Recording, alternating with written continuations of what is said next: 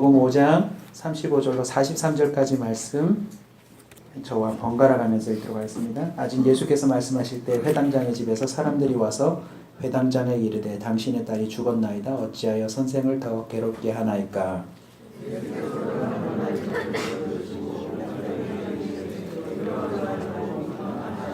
베드로와 야고보와 야고보의 형제 요한 외에 아무도 따라옴을 허락하지 아니하시고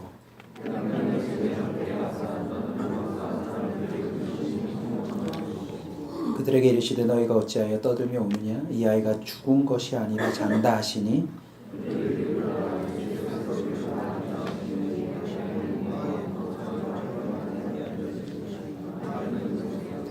그 아이의 손을 잡고 이르시되 달리다굼 하시니 번역하면 곧 내가 내게 말하노니 소녀야 일어나라 하심이라. 소녀가 곧 일어나서 보니 나이가 12살이라. 사람들이 곧 크게 놀라고 놀라거늘 예수께서 이 일을 아무도 알지 못하게 하라고 그들을 많이 경계하시고 이에 소녀에게 먹을 것을 주라 하십니다. 아멘. 반전의 하나님이란 제목으로 말씀을 나누겠습니다. 예수를 만나면 반드시 반전이 일어난다입니다. 교회를 다닌다고 반전이 일어나는 게 아니고요. 예수를 만나면 반전이 일어난다. 오늘 본문에 보시면 회당장이라고 하는 사람이 예수님을 찾아가는 장면이 나옵니다. 내용을 아시는 분도 있고 모르시는 분들이 있을 텐데 모두를 위해서 한 번 더 설명드리면 회당장은 예수님을 절대로 찾아가서는 안 되는 사람입니다. 왜냐하면 회당이라고 하는 것이 유대인들에게 있어서는 목숨처럼 지켜지던 그들의 상징적인 모임이에요. 솔로몬 성전이 파괴되고 나서 그들의 모일 곳이 없을 때 사람들은 회당이라고 하는 곳으로 모입니다.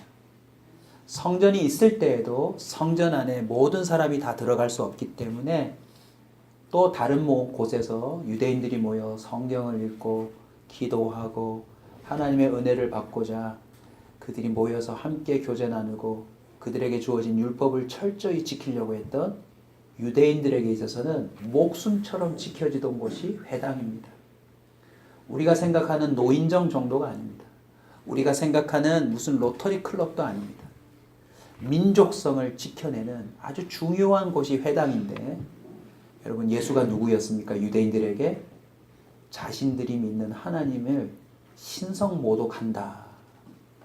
감히 네가 청년 주제에 30대 초반의 청년 주제에 우리가 이렇게 아브라함 때부터 믿고 있는 하나님의 아들이라고 네가 감히 외치고 다녀? 그래서 십자가에 못 박았는데 그게 바로 유대인들 아닙니까? 근데 그 유대인의 핵심 중에 핵심인 회당의 장이 지금 누구를 찾아갔나요? 예수님을 찾아간 겁니다. 있을 수 없는 일입니다. 자, 여기서부터 뭐가 출발하는 줄 아세요? 인생의 반전이 일어나려면 예수님을 찾아갈 수 없는 사람이 예수님을 찾아가야 합니다.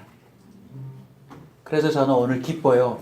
뭐가 기쁘냐면 예배하러 오신 여러분을 보니까 반전입니다. 목사가 관상을 보면 안 되는데 제가 관상을 보니까 여러분들은 교회 오실 분이 아니에요. 여기 이렇게 잠잠히 와서 성경책을 펴고 예배를 드릴 위인이 아니신 것 같아요. 이미 세상적으로 다 한가닥 하실 분인 것 같아요. 나름 지혜도 있으시고 능력도 있으시고 재능이 그렇게 많으신 것 같아요. 그다지 반응이 없으신데 왜냐하면 이미 아니라는 걸 알고 계시니까. 그거 해봤는데 별 의미가 없죠, 그죠? 회당장이 예수님을 찾아오는 장면에서 우리는 이미 일어날 반전을 기대해야 합니다. 회당장이 찾아오면 안 되는데 왜 찾아온 줄 아세요? 이 본문이 여러 복음서에 기록되고 있는데 종합해 보면 외동딸입니다. 외동딸. 하나밖에 없는 자신의 모든 정서를 연결 지어서 사랑했던 딸아이가 12살인데 죽어가요. 언제 예수님을 찾아올 수밖에 없습니까? 이 사람의 지위가 회당장이면 유대인들을 통솔하는 사람입니다. 이 사람이 말하는 것이 질서이고 이 사람이 가지고 있는 힘이 결국 그 관계를 유지시키는 아주 중요한 지도력인데 자신의 지위가 통하지 않아요. 자신이 평생 쌓아온 커리어가 경력이 전혀 통하지 않아요. 자신이 연결 짓고 있는 관계가 통하지 않아요. 나름 우리 딸 정도는 해결해 볼 만한 의사들이 그 주변에 있지 않았을까요? 지위며 관계며 그리고 회당장이니까 나름 금전적인 것도 일반적인 사람들보다는 훨씬 더 여유가 있었을 겁니다. 언제 예수님을 찾아오게 되나요? 자신이 할 수 있는 모든 게 쓸모가 없다는 것을 깨달았을 때입니다. 그래서 저와 여러분에게 저는 도전하고 싶습니다. 아직도 실험해 볼 게 사실은 남았어요. 그죠? 젊은 사람은 젊은 객기. 나이 드신 분들은 그래도 이거 한 번 더 해봤으면 좋겠다는 아쉬움. 저와 여러분 인생 가운데 나름의 도전해보고 싶은 것들이 있지만 오늘 본문을 통해서 미리 반전을 시작했으면 좋겠습니다. 우리는 결국 벽에 부딪히게 되어 있습니다. 내가 생각하는 그 어떤 것도 통하지 않는 그런 절망의 순간이 있다는 사실입니다. 그걸 아주 단적으로 표현하면 바로 죽음입니다. 저와 여러분은요, 결국 죽게 돼 있습니다. 나만 죽나요? 여러분이 그토록 눈에 넣어도 아프지 않은 자녀들도 곧 죽습니다. 마지막 희망이 사라질 때 예수를 찾아오더라고요. 여러분은 이 자리에 어떻게 오셨는지 그 이유를 저는 다 알 수는 없지만 어떤 이유라고 지금 이 순간 내려놓으시고 한 가지 이유로 모았으면 좋겠습니다.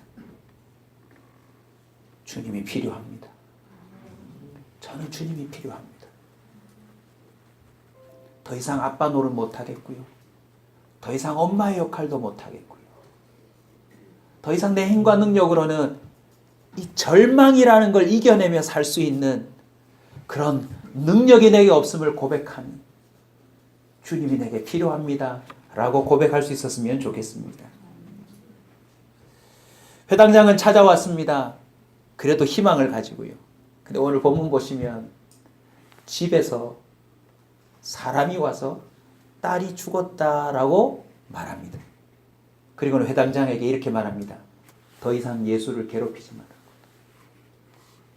저와 여러분에게도 이런 순간이 왔고 오고 올 겁니다. 어떤 순간인 줄 아세요? 기도해도 소용없어요. 이제 끝났어요. 이제 그렇게 예배드려도 별 의미가 없어요. 이제 그만 교회 가세요. 이제 기도도 그만하세요. 주님께 헌금 드릴 필요도 없어요. 우리가 나름은 아직도 기도하고 예배하고 신앙생활하는 이유가 뭔지 아세요? 우리 나름의 희망이 아직 있거든요. 근데 오늘 회당장은 뭘 경험하는 줄 아세요? 그것마저도 끝나는 겁니다. 그것마저도. 이런 상황 속에서 어떻게 반전이 일어날까요? 예수님이 이 회당장에게 마지막 절망의 선고를 들었는데 이렇게 말씀하십니다. 자, 이제 반전이 일어나요. 예수님이 이렇게 말씀하셔도 되잖아요. 죽었어요? 그러면 안 되겠네요. 돌아가세요. 예수님이 뭐라고 말씀하시죠? 두려워하지 말고 믿기만 하라. 두려워하지 말고 믿기만 하라.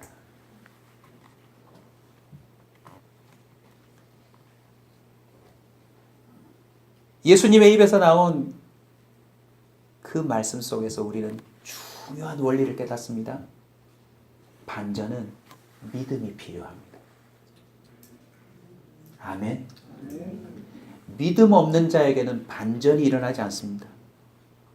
66권 성경을 통틀어 보면요, 전혀 예상하지 않았던 하나님의 은혜가 그 인생 가운데 스며들고 하나님의 보이지 않는 손이 강력하게 개입하여 누구도 예기치 못했던 역전과 반전이 일어나는 그 이 과정 안에는 언제나 믿음이 작용합니다. 그런데 그 믿음을 방해하는 게 있어요. 두려움입니다. 두려워하지 말고 믿기만 하라. 회당장에게는 어떤 두려움이 있었을까요? 회당장은 예수님의 그 말씀을 듣고 집으로 갑니다. 그런데 오늘 본문 보시면 집에 도착할 때쯤에 무슨 소리가 들리죠? 떠드는 소리가 들립니다. 딸이 죽었으니 소란이 일어났지 않았을까요? 뭐라고 떠들었을까요? 회당장이 예수님을 만나러 간다고 할 때부터 아내가 말렸을지 모릅니다. 당신이 지금까지 쌓아 올린 지위가 얼만데 아무리 딸이 급해도 예수를 찾아가면 그게 신앙이냐고. 이게 지금 분위기가 간파가 안 되실 텐데 여러분에게 한번 실제 적용해 볼까요? 여러분 집에 죽어가는 딸이 있어요. 그래서 예수님께 열심히 기도했어요. 근데 갑자기 기도가 안 통한다 생각하고 대한민국을 대표하는 이단에게로 오늘 가겠다. 우리 딸을 살리기 위해서 가겠다라고 남편이 나서면 나름 신앙 있는 아내가 뭐라고 말할까요? 그래, 거기라도 가서 우리 딸을 좀 살리라고 그렇게 말할 수 있을까요? 이게 굉장히 쉽지 않은 이야기입니다.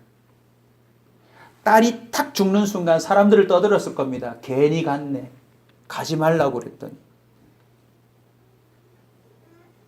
그리고는요, 비난도 있었습니다. 회당장이 말이야. 신성모독을 그 젊은 청년 예수를 찾아가다니.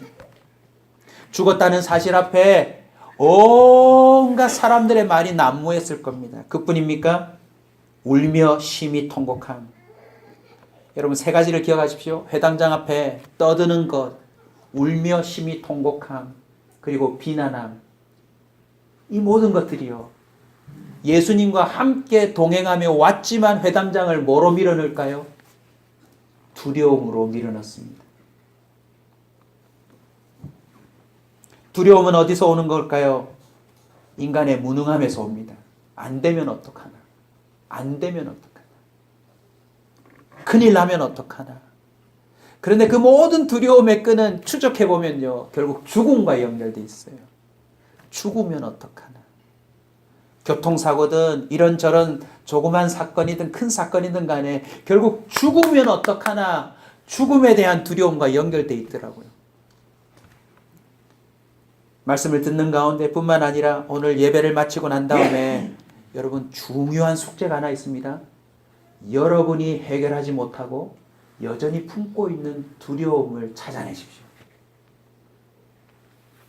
남이 나한테 뭐라고 할까봐 두렵고요. 남들이 이렇게 보면 어떡하나 시선이 두렵기도 하고요. 또 혹시라도 내 자녀가 이렇게 되면 어떡하나, 우리 부모가 이렇게 되면 어떡하나, 일어나지도 않은 일에 대해서 많은 사람들이 두려움을 갖고 있습니다. 하나님과 동행하면서도 말입니다. 하나님 이름으로 기도하면서도 말입니다. 제가 부교육자 생활을 하면서 끊임없이 들었던 말이 있는데 공유하려고 합니다. 사람 외에, 하나님 외에 누구도 두려워하지 말라. 사람을 무시하라는 말이 아닙니다. 하나님께 집중하지 않으면 우리는요, 반전을 경험할 수 없기 때문에. 여러분 요즘 뭐가 두려우세요? 죽을 게 두려우세요? 실패할 게 두려우세요? 욕먹을 게 두려우세요? 하나님만 바라보면 됩니다. 아멘. 그런데 이 두려움이 생각보다 넘기 힘든 거 아세요? 자, 제가 이미지를 좀 그려드릴게요. 회당장이 예수님을 찾아간 것만 해도 큰 반전이잖아요. 죽었다는 소식이 왔음에도 불구하고 두려워하지 말고 믿기만 하라. 예수님 말씀 듣고 지금 이미 죽은 딸이 있는 자신의 집으로 걸어가고 있잖아요. 떠드는 소리, 울며 심히 통곡함, 비난하는 소리가 들려질 때 회당장의 입장에서 한번 생각해 봅시다. 걸어올 때는 나름 아직도 예수님이 가시니까 용기가 있고 그래 예수님은 하실 수 있을 거야. 더군다나 오는 여정 중에 12해 동안 혈루병을 앓았던 여인이 예수님 때문에 낫는 장면도 목격했기 때문에 나름 힘이 생겼을 겁니다. 그런데요, 자신의 대문 앞에 섰을 때 오늘날 우리식으로 표현하면 조화가 나란히 서 있고 안에서 자신의 안에 가까운 사람들의 심히 통곡하는 목소리가 들리면 일반적인 사람이 어떻게 될까요? 그냥 다리가 풀릴 거예요. 그동안 참아왔던 이성적인 모든 신경들이 그냥 맥이 풀리면서 자기도 모르게 하고는 그냥 감정에 사로잡혔을 거예요. 여러분도 경험하셨겠지만 나름 정신줄을 붙잡는다는 차원에서 생각을 제어하고 조정해보지만 그 생각을 집채만한 파도처럼 덮치는 감정의 파도는요, 누구도 막을 수가 없어요. 그냥 우울함이 한번 밀려들면 조금 전까지 괜찮았는데 자살을 시도한다니까요. 조금 전까지 나름 아무 일이 없었던 사람도 어떠한 감정이 그 인생을 덮치면 그냥 거기에 떼굴떼굴 구르듯 누구도 자유할 수가 없어요. 근데 여러분 기억하십시오. 그건 회당장의 문제고 회당장 옆에 누가 계세요? 예수님이 여전히 계셨어요. 우리가 아무리 세상의 소용돌이 속에서 두려움으로 가득 떼굴떼굴 구르고 있어도 여러분 잊지 마십시오. 예수님은 우리와 함께 계십니다.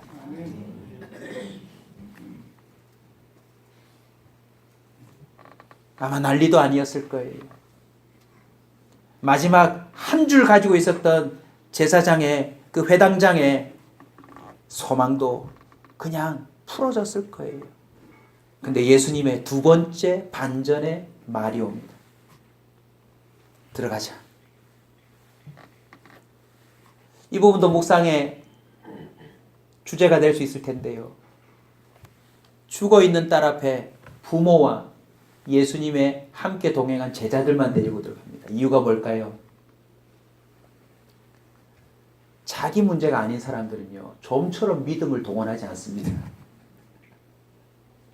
남의 이야기에 대해서는요, 함부로 말하는 사람들이 얼마나 많은지 몰라요. 한번 따라서 합시다. 내 문제는 내가 믿음으로. 여러분, 남의 믿음으로 내 문제가 해결되는 게 아닙니다. 물론 백부장의 사건이나 또 그 주변의 여러 가지 모세의 믿음, 리더의 믿음 이런 걸로 공동체가 같이 주님의 은혜의 혜택을 입지만 구원의 문제에 있어서는요, 오직 각자가 자신의 믿음으로 그 일을 해결해야 된다는 사실을 잊지 마십시오. 예수님이 그들을 불러놓고 뭐라고 말씀하십니까? 자, 여기서도 감정이입 하나 합시다. 떠드는 소리, 심히 통곡함, 비난함, 그걸 다 넘어서 이제 사랑하는 딸이 죽어있는 그 방 안으로 회당장이 들어왔어요. 마음이 어땠을까요? 혹시 이 자리에 이미 있을지도 모릅니다. 죽어있는 자신의 자녀를 바라보는 그 심정 여러분 아세요? 예수님이 곁에 서 있어도 눈앞에 죽어있는 자녀를 두고 그 부모가 느낄 비애 얼마나 심각했을까요? 아직 저희 부모님, 저희 자녀, 저희 배우자 살아있지만 목회자이다 보니 저는 이미 수많은 사람들의 그 임종 앞에 서봤거든요. 간접적이지만 결코 간접적이지 않은 그 비통함과 위로도 통하지 아니하는 슬픔을 저는 목격을 해봤거든요. 근데 여러분, 예수님이 반전입니다. 머리에 손 얹고 목사인 제가 하는 것처럼 영원한 천국 안식으로 들어갔습니다. 걱정 마세요. 힘내세요. 이게 아니에요. 뭐라고 말씀하십니까? 잔다. 여러분 반전 아닙니까? 의사가 왔더라면 몇 년, 몇 월, 며칠, 몇 시? 무슨 님이 사망하셨습니다. 사망 선고를 내려야 할 거 아닙니까? 근데 예수님은 그 딸아이 앞에서 그 부모에게, 제자들에게 잔다라고 표현합니다. 자, 여기서 한 단계 더 높은 반전으로 우리는 들어가야 합니다. 뭔지 아세요? 바로 해석입니다. 우리의 입장에서는 죽은 겁니다. 그러나 예수 그리스도의 입장에서 그건 자는 겁니다. 이유가 뭔지 아시죠? 깨울 수 있으니까. 우리는 죽음이란 것 앞에 모든 반전의 희망을 다 내려놔야 합니다. 그러나 우리 하나님은 어떤 분입니까? 전능자입니다. 아멘. 이미 저와 여러분의 인생에 포기한 듯 내려놓은 것에 반전이 일어나려면요, 내 관점의 생각과 태도로 말, 행동들을 다 오늘 내려놓으셔야 합니다. 오늘부터는 주님의 관점에서 저와 여러분도 말하기 시작해야 합니다. 주님의 입장에서 우리는 선포하기 시작해야 합니다. 아멘. 이게 아주 중요합니다. 죽은 자를 잔다라고 말해야 되는 거 바보 아닙니까? 죽었다라고 말하는 것이 우리 입장에서는 객관적인 사실입니다. 그걸 부정하자는 말이 아니라, 이 말 이해되시죠? 이미 일어난 현실을 부정하자가 아니라 하나님을 믿는 자라면 하나님을 믿는 입장에서 말하고 해석하고 행동하기 시작해야 된다는 것입니다. 아멘. 회당장이 할 수 있는 것은 아무것도 없습니다. 그냥 주님이 말씀하시는 대로 곁에 서 있고 그 말씀대로 동의만 하면 됩니다. 오늘 여정 중에 혈루병 앓던 여인도 잠시 빼두었지만 여러분 나중에 같이 꼭 읽어보십시오. 그 여인이 무리 속에 끼어 내가 오늘 그의 옷에 손만 대어도 구원을 얻으리라 생각함이로라, 이렇게 되고 있습니다. 교회가 무엇입니까? 예수님이 머리가 되는 것입니다. 몸인 우리는 그저 예수님의 그 생각으로 살면 되는 겁니다. 예수님이 팔을 움직이라고 하면 팔 되는 사람이 움직이면 되고, 가자 하면 발은 움직이면 되는 것입니다. 우리 눈에 보기에 죽었어도, 우리 눈에 보기에 안 되어도, 끝장났어도, 그냥 완전히 포기를 해야 될 상황이라 할지라도, 모든 전문가들이 객관적으로 사망 선고를 내려도 우리는 주님의 관점으로 끝까지 생각하고 말하고 반전을 기다려야 될 줄로 믿습니다.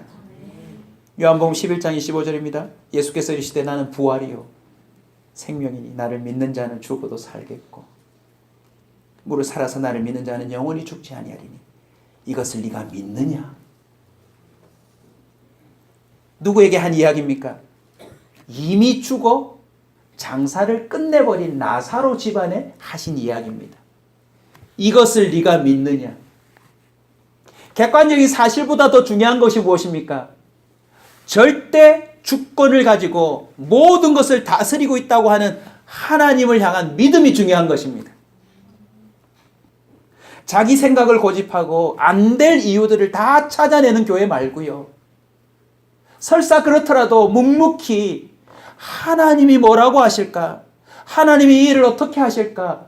기대라도 하는 교회가 됐으면 좋겠습니다. 모세, 그는 80세 노인으로서 하나님 앞에서 본래 나는 이렇다고 자신의 기질적인 걸 언급하며 거부했습니다. 지난주 성경 통독을 하는 가운데 저도 참 기뻤는데 뭘 보고 기뻤는 줄 아세요? 모세가 두 번째 십계명을 받으러 올라가는 대목에 이렇게 기록했더라고요. 모세가 두 돌판을 손에 들고 산으로 올라가니라. 와 좀 해주세요, 여러분. 모세 나이가 몇 살입니까? 지금 80세가 넘어요. 산으로 올라가는 것 자체가 힘든데 그는 두 돌판을 밑에서 만들어서 들고 올라갔대요.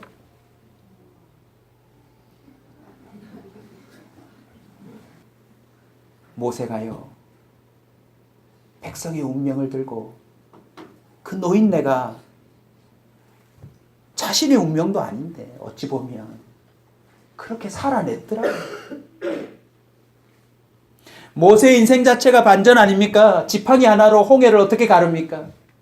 40년 동안 어떻게 그 수백만의 민족을 그가 투표도 없이 대통령이 된 것도 아닌데 그들을 그렇게 통솔할 수 있었을까요? 보건복지부, 기획부, 재정부 이런 부서도 없는데 어떻게 그 많은 민족을 통솔하며 먹이고 입히며 그들을 인솔하고 전쟁을 수행했을까요? 그건 하나님의 관점이 아니고선 설명이 불가능합니다. 이스라엘 보십시오. 어느새 그들은 골리앗 앞에 떨고 있습니다. 그 이전에도 이미 그들은 가나안 땅 앞에서 메뚜기라고 자기를 생각하고 해석하고 그러고 말아버렸어요. 근데 그 중에 2명이 이 온사교회 성도들입니다. 2명이 그들은 우리의 밥이라. 무기도 없으면서. 그리고 이렇게 말합니다. 하나님이 우리와 함께 하시면 된다라고 말합니다.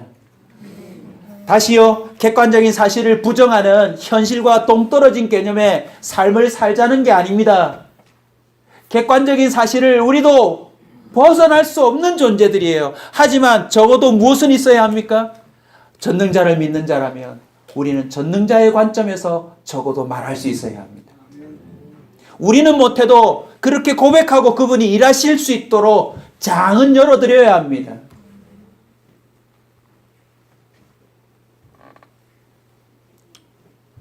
저하고 이름이 비슷한 기드온, 사사기 6장 15절에 이렇게 얘기합니다. 하나님이 그에게 나타나서 너는 용사라. 너로 말미암아 지금 망가져 있는 이스라엘 민족을 내가 구원하리라 라고 말을 하는데 사사기 6장 15절에 그는 이렇게 말합니다. 그러나 기드온이 그에게 대답하여 찾아온 하나님 사자에게 대답합니다. 오 주여, 내가 무엇으로 이스라엘을 구원하리이까? 보소서, 나의 집은 므낫세 중에 극히 약하고 나는 내 아버지 집에서 가장 작은 자니이다. 저와 여러분의 약점이 뭡니까? 우리 스스로를 너무 잘 알고 있다는 것. 누구보다 잘 아는 줄 아세요? 하나님보다 더 잘 알고 있습니다. 하나님이 저보고 목사하라고 할 때 저도 그랬거든요. 하나님 뭘 모르시는데 저 목사 못합니다.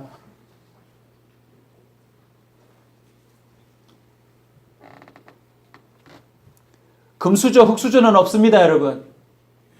그렇게 생각할 뿐이지 사람은 모두 다 하나님 앞에서 동일합니다. 아멘. 여러분이 지금 어떤 상황에 처해 있는지 모르지만 여러분 두려워하지 말고 제발 주님을 믿기만 하십시오.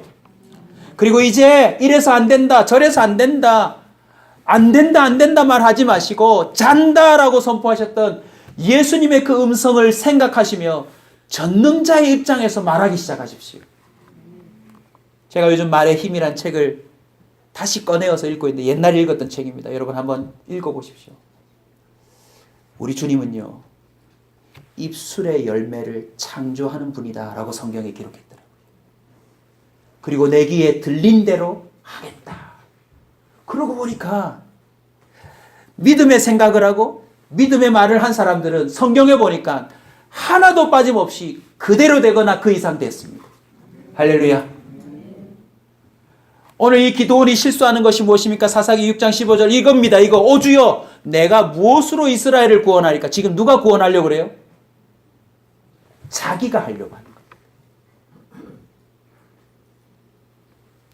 왜 안 됩니까? 내가 하려고 하니까 예산이 모자라고, 내가 하려고 하니까 그 일을 감당할 능력이 없고, 내가 하려고 하니까 시간이 안 되고, 내가 하려고 하니까 내 믿음도 안 되고, 내가 하려고 해서 안 되는 겁니다. 근데 저와 여러분의 그 신앙의 삶과 즐거움, 잔치를 벌일 이유가 뭔지 아세요? 일은 주님이 하신다. 일은 주님이 하신다.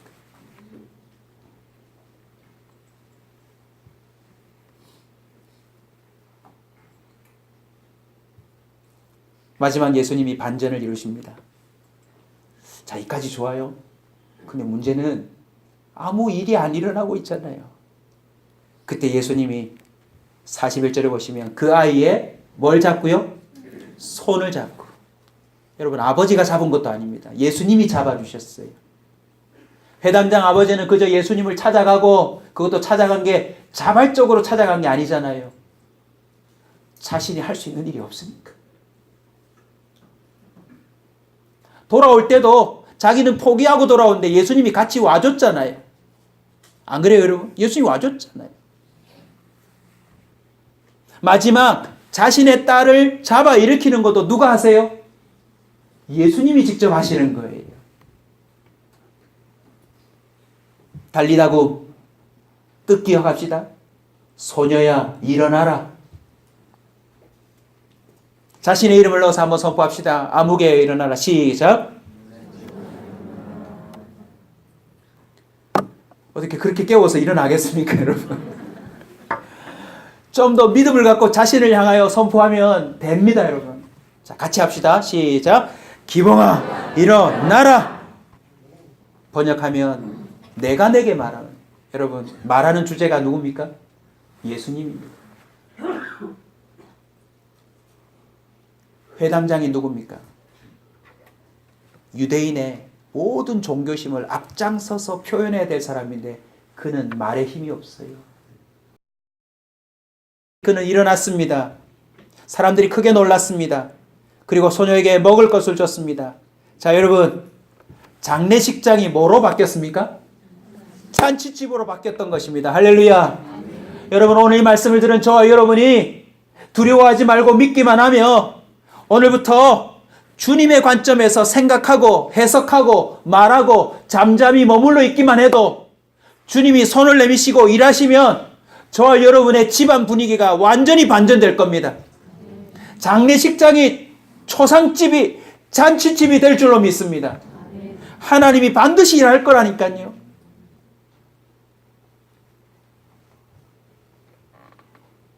말씀을 맺겠습니다. 이상한 점이 있어요. 죽었다라고 집에서 사람이 왔을 때 두려워하지 말고 믿기만 하라 이렇게 하신 다음에 예수님은 이렇게 할 수도 있습니다.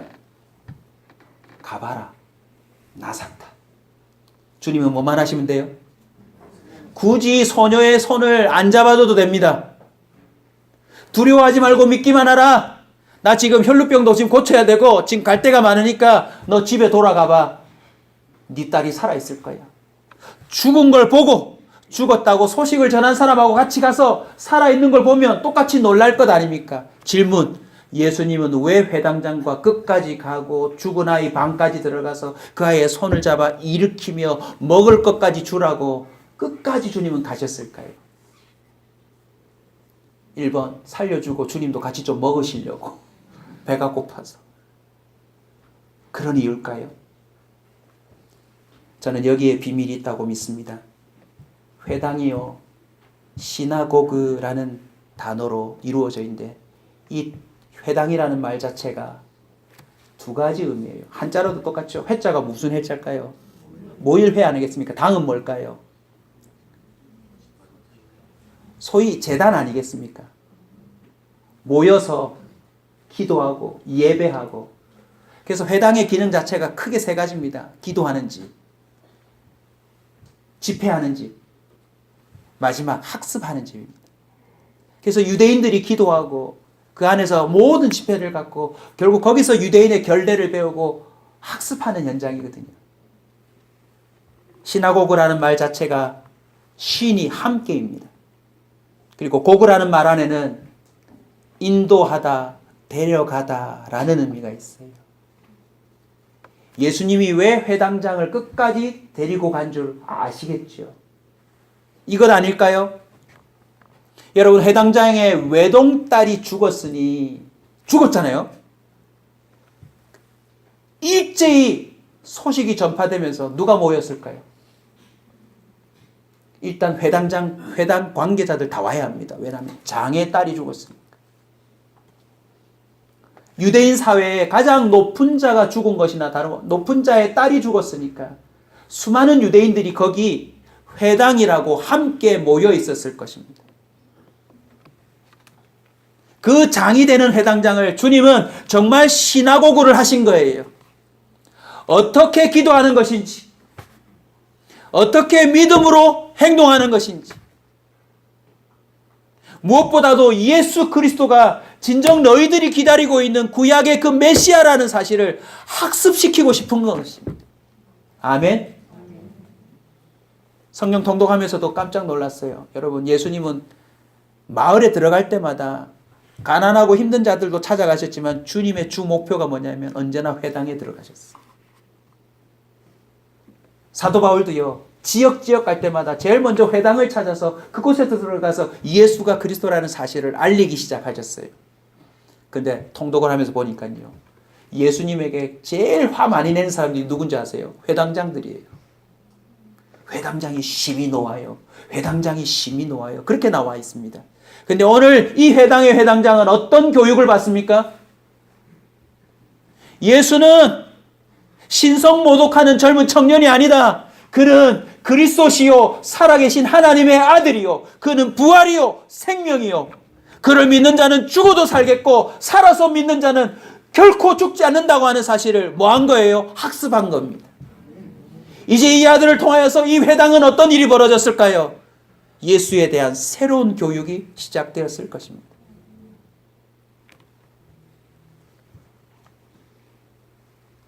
마가복음 9장 23절입니다. 얼마 전에 금요 기도에서 함께 나누었던 그 아버지에게, 귀신 들린 자녀가 있는 아버지에게 예수께서 말씀하십니다. 할 수 있거든이 무슨 말이냐? 믿는 자에게는 능히 하지 못할 일이 없느니라. 주님의 관점에서 설명했더니 그 아버지가 다급한 나머지 뭐라고 말합니까? 소리 지르며 소리를 질렀대요. 내가 믿나이다. 내가 믿나이다. I do. I believe. 나의 믿음 없음을 도와주소서. 주님은 그 집안의 문제를 해결해 주세요. 로마서 1장 16절입니다. 내가 복음을 부끄러워하지 않으니 이 복음은 모든 믿는 자에게 구원을 주시는 하나님의 능력이 됨이라. 오늘부터 저와 여러분이요, 반전의 하나님을 대면하며 살기를 소원합니다. 두려워하지 마십시오. 믿기만 하십시오. 잔다. 하나님의 그 관점에서 오늘부터 모든 것을 해석하고 그렇게 선포할 수 있기를 주의 이름으로 축원합니다. 마지막으로 한 가지 질문을 하고 마치겠습니다. 이 이야기 사이에 끼어있는 혈루병 여인 잠깐만 얘기합시다. 옷에만 손을 대어도 낫겠다 생각함이로라. 질문요. 그 생각은 어떻게 그 머릿속에서 떠올랐을까요? 첫 번째는 예수의 소문입니다. 예수의 소문을 듣자니 못 고치는 질병이 없다. 그러니 예수님께 가면 나도 낫겠다 하는 실마리 같은 생각을 했겠죠. 그러나 전체 내용을 종합해 보면 그것은 믿음이었습니다. 옷에 손을 댔어요. 근데 이 여자가 나섰어요. 여러분 그 본문 아시죠? 예수님이 대뜸 이렇게 말합니다. 누가 손을 대었느냐? 여러분 그래도 교회를 좀 다녔으니까 답해보세요. 이거 예수님이 모르고 질문한 겁니까? 알고 질문한 겁니까? 알고 질문한 건 아니겠습니까? 그러면 예수님이 아시면서 왜 이 질문을 했을까요? 예수님은 이 여자를 소개하고 싶은 겁니다. 제자들이 이렇게 말했어요. 무리가 에워싸 밀고 있는데 누가 손댔느냐고 나에게 물으신다면 어찌 답할까요? 제자들 황당한 거죠. 지금 막 온 무리가 밀고 당기고 예수님 옷 잡고 손 잡고 발 잡고 난린데 누가 손을 대었느냐, 내게서 능력이 나갔다고 질문하면 제자들은 뭐라고 답해야 될까요? 예수님의 의도입니다. 이 혈루병 앓는 여자를 소개하고 싶은 거예요. 이 여자의 반전 인생을 소개하고 싶은 겁니다. 1번 누구에게 소개하고 싶을까요? 지금 12살짜리 딸이 죽은 회당장에게 반전의 하나님을 생각할 수 있는 초청을 하고 있는 겁니다. 두 번째는요, 떠밀고 있는 무리들입니다. 이들은 지금 뭐 없이 밀고 있죠? 의미 없이, 생각 없이 밀고 있는 겁니다. 예수님 손 잡아봤다. 손 안 씻어야지 오늘. 소문은 듣고 여기까지 왔는데 그들은 다 같이 의미가 없어요. 신선한 믿음의 생각이 없어요. 그저 한번 예수님을 터치해보고 싶은 그런 호기심일 뿐인데 이 여자는 손에만 닿아도 구원함이로라 라고 하는 믿음을 가졌다는 거 소개해주고 싶은 겁니다. 아멘. 세 번째는요, 예수님을 수행하고 있는 제자들입니다. 아니, 이 정도로 예수님이 능력이 있다면 제자들은 맨날 옷 잡고 다녀야 되는 것 아니에요? 예수님을 3년 동안 쫓아다니면서도 이들에게는 그만한 믿음이 없었어요. 봐라, 너희들이 수행하고 있는 내가 누군지 좀 보라는 것 아니겠습니까? 예수님은요, 이 여인에게 믿음을 보시고, 아니 믿음을 불어넣어 주시고 주님의 능력을 흘려보내 주신 것입니다. 아멘. 모든 무리에게 내준 것이 아닙니다. 오늘 여기에 200여 명의 성도들이 예배를 드린다고 해서 모든 사람들에게 하나님이 은혜를 다 흘려보내주는 건 아닙니다. 누구에게요? 주님은 알아보세요. 알아보세요.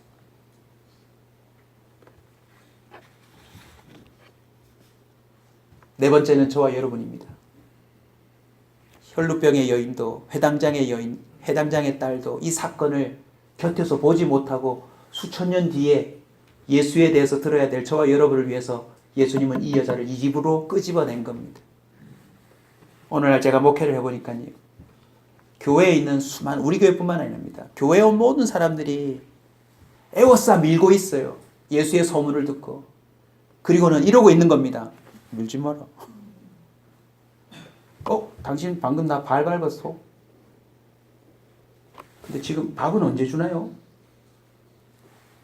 온통 무리들이 찾아온 예수님께 자신의 모든 생각을 주지는 않군요. 무리들과 에어싸움이면서 엉뚱한 생각에 다 사로잡혀 있어요.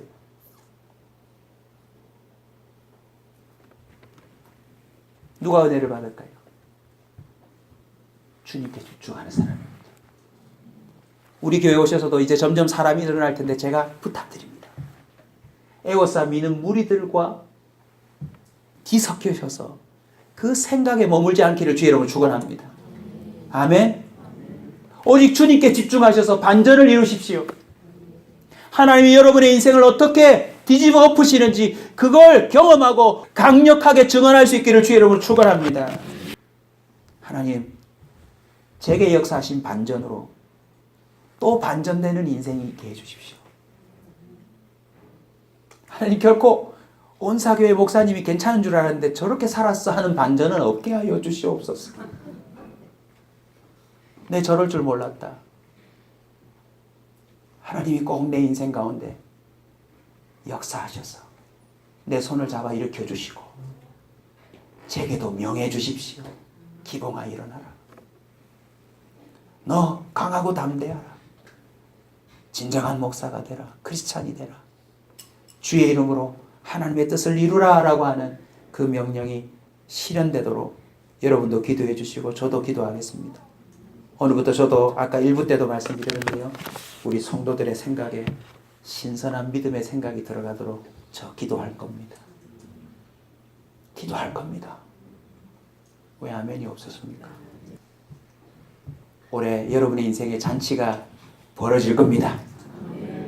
그리고 계속될 겁니다. 믿음의 생각을 하시고 하나님이 일하실 수 있도록 마음껏 열어드린 저와 여러분 되시길 축원합니다.